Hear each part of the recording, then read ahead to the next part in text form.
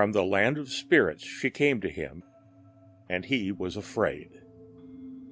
Candlelight by Louise Garwood. David closed the great oak door behind his departing guests, happy at last to hear their laughter and their footsteps mingle with the patter of rain outside. How long had they stayed and tired him with their good-natured talk? And they could never have understood why he wanted to be alone. Now his silent house was left all to him, and he might abandon his mind to the memories which seemed to creep like specters from the dusty corners and faded curtains, to the strange dream that he had borne in his heart so long. He walked across the thick carpet to the fireplace, where the embers were smoldering and casting a glow on the hearth. From overhead on the mantel, the light of the candelabra flickered and danced down about his graying hair. He heard the drip-drip of the rain on the casement sills. Then a gust of wind crowded the drops into a flurry. "Hush, hush," it seemed to say. Was it wind or a sigh? He started. There was the odor of violets again. He walked to the window and opened it so that the damp air blew upon him, and his face twisted in his effort to speak aloud, but he could only whisper, "Eleanor." "Drip, drip, patter, patter," answered the rain. He closed the window and sighed, went back to stare once more at the embers and press his temples with cold fingers. Yes, she would come back. She would come back to the old house, which had grown musty and dismal for want of her, to him, David, whose heart had grown musty and dismal for the want of her. She had promised to come back again sometime in early spring, and he had waited through the years, so long that his hair had grown touched with gray, and his face had become lined. But now it would be different. He knew that she was near. Else why that sound of muffled footsteps he had heard of late, sometimes following, sometimes going before him over the velvet carpet through the lonely halls? The swish of curtains that had moved, as if from a person passing by. The odor of violets here and there, her violets. And strangest of all, the little yellowed handkerchief he had found in the carven chair, the handkerchief belonging in the chest where he kept the trifles she had once used. Around it, too, clung the breath of violets, together with the same odor that had given forth by the sunless rooms downstairs. The chest was always locked, yet he had found the kerchief. "Eleanor, where are you?" His own voice startled him. He suddenly saw that the ashes in the grate were no longer smoldering rosily. They were getting gray. It must be time for him to go to bed. So after he put the screen around the fireplace, he began to extinguish the lights on the mantel, taking one from its socket to guide him up the stairway. The last one of all he left burning. For her, he thought, and gave a whimsical smile. Then he turned and left the room to its fantastic shadows, to the whispering of the wind, to the soft laughter, which is really the patter of raindrops against the sills. Above, on the high ceiling, danced the flickering light of the candles, while before him, gaunt and tall, moved his own shadow, and it fluttered ahead as he hastened up the steps. At the landing, where the stairway divided into two smaller flights, he turned, and after ascending the one that led to the right wing of the house, crossed the narrow hall into his room. Here, with fresh tapers lighted, and his favorite armchair and books, it did not seem so lonely. Yet he did not wish to read. He wanted to open the small chest and look at its array of relics, one by one. When he unlocked it, a musty sweetness stole out, Sitting there, he fingered the yellow handkerchief, the silk fan with the flowers painted on it, the gloves, yellow also now. The human hands that had warned them could never touch him again. Tears and prayers might bring her spirit back, but they could never restore those warm hands to his clasp. Then he unfolded a scarf. How sheer and delicate it was, like her. How it breathed of her. He buried his face in it. "Oh, my dear, you promised. I have waited so long. Aren't you coming back? It's been lonely, Eleanor." The scarf fell from his hands. What was that noise? He rose, straining to hear, peering out into the darkness of the stair landing, then sank back again. Of course, the casement in the library. It had not been repaired, and the March wind was making it rattle. But he had best not worry to go down and fasten it. There were other things to look at, as if he had not gone over them 1,000 times before.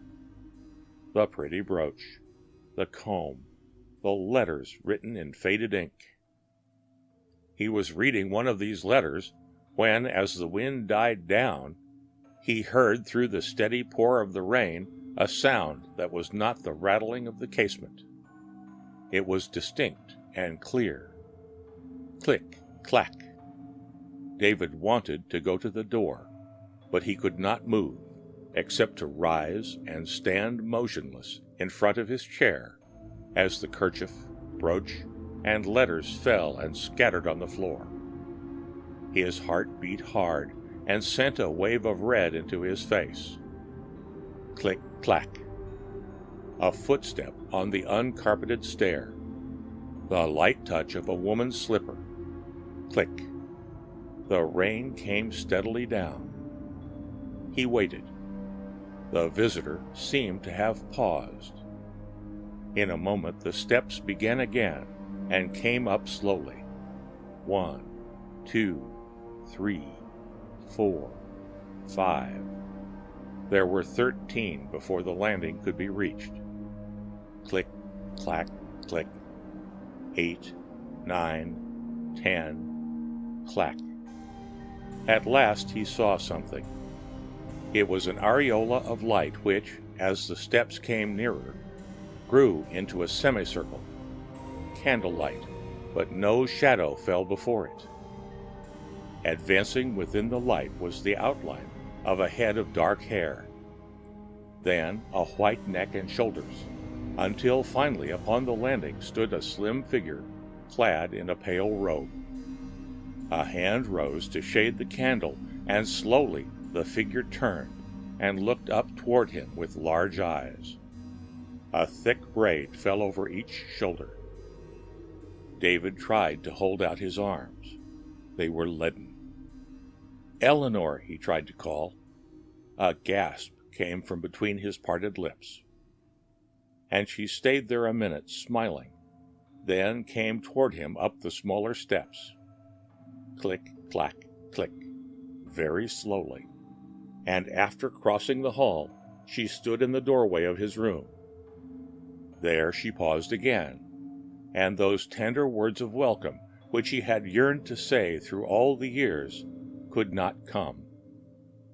A strange timidity held him back from her. He wanted to fall upon his knees and cry. At last he uttered haltingly words. You have come." "Yes, David, I have come." Her voice was calm and sweet. She advanced. Her dainty slippers touched the carpet noiselessly, and her long garment dragged behind with a sighing sound. When she reached the table where the lights were, she put her candle in the empty bracket, then sat down on a low stool facing David. It did not seem that she thought of coming nearer. How different this was from the meeting he had dreamed of. His own voice was calm as he said, "Why did you not come before? I have waited so long, darling." He stepped toward her, but leaned back against the table as he saw that she shrank away. Her eyes grew wide. "It has not been long. It has only been a little while." The wind whined through the gables outside. David watched her draw the white robes close around her, while a new loneliness rose in his heart.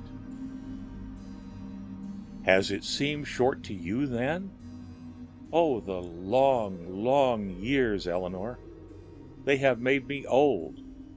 And you say, a little while?" Why were they so strangely calm? Why were they not in each other's arms with that sweet, warm embrace of old? The smile was gone from her lips now. She said mournfully, "I have tried to come to you so many, many times, and I could not. Sometimes I was at your window whispering to you. Then I would laugh and tap the panes, but you never heard." "How could I know?" He shook his head. She sighed, and it seemed that there were violets in the room. "I am glad to be here. I am glad to be near you, David." She drew the robe closer about her again. "It was lonely and cold." David shuddered. Where was it lonely and cold? She made a vague gesture that caused the open sleeve to fall back from her arm. "Out there." After a few minutes, she looked down at the things which lay on the floor at their feet, and the open chest. "What are these?" Once more that queer loneliness. "Don't you know, Eleanor? Surely you remember." "No." "Why, they are your own. Your letter, dear, the comb that you wore in your hair." How small and like a child she looked as she slipped down from the stool and knelt above the relics. She held up the yellowed handkerchief and looked at him with a question in her eyes. "This, David, I think I remember." He shuddered again. After that she looked no more at the things, but straight up into his eyes. "I like to be here," she said simply. "It is warm and sweet where you are, David."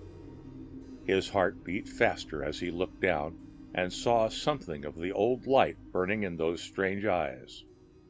"And I am old, Eleanor. I grew old when you left me. Everything grew old and musty and dismal when you went away."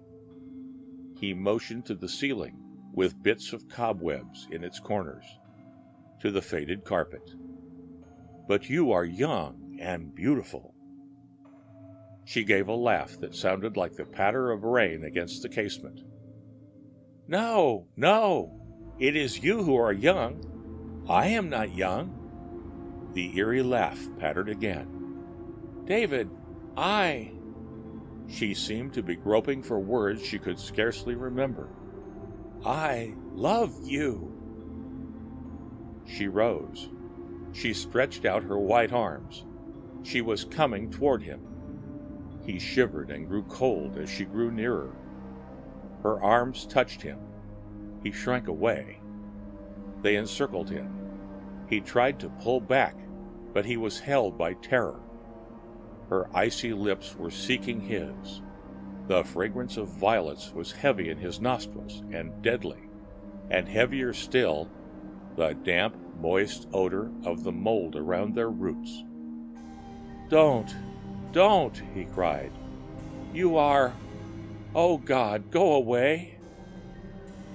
The white arms fell from around him, and she cringed. He looked into the eyes of unutterable sadness. Then she covered her face with her slender hands and rocked her body to and fro, moaning, "Oh, oh, oh, I tried and tried to come, and I came to you at last, and you were afraid. You are afraid of me." He could not speak. He clung to the table, weeping. The mournful voice went on, "I must go away. It will be lonely and cold, and I can never come back any more." Slowly, she went over to where the candles burned and lifted one from the bracket, shading it with her hand. She turned her piteous face toward him again, crooning the words over and over to herself, as if they were a weird song. "You were afraid." And now she was walking through the doorway, the long garment trailing behind her, the dark braids swinging loosely. David could not follow. "Come back! Come back!" he tried to call, but the words were only a whisper. Click, clack, click, clack. Then click, clack again, further and further away. He listened and watched until the halo of light grew smaller and smaller, and the footsteps died off in the silence, while the wind and rain outside sounded as if they had taken up the burden of her moaning. "Oh, oh, oh, I came to you, and you were afraid." A sharp pain. David jerked his head up. It had struck the wooden chest that lay on his knees. How strange. He could not remember having sat down again, or having gathered the things from the floor. Stranger still, the candles, which had been only half burned when she was there, flickered fitfully in their sockets, ready to expire. One at a time the flames fluttered and went out. The next morning was bright and sunshiny, the sky all blue, and the trees and flowers were fresher from the last night's rain. As David looked out the window, the air was sweet, and he saw that the gardener had been putting out the new violet plants. From all around the garden their blooms looked up at him with bright faces, where drops of moisture lingered, shining like tears. Later, as he walked down the staircase, he found spots of the candle drip all the way, and the last socket of the brass candelabra on the mantel was empty.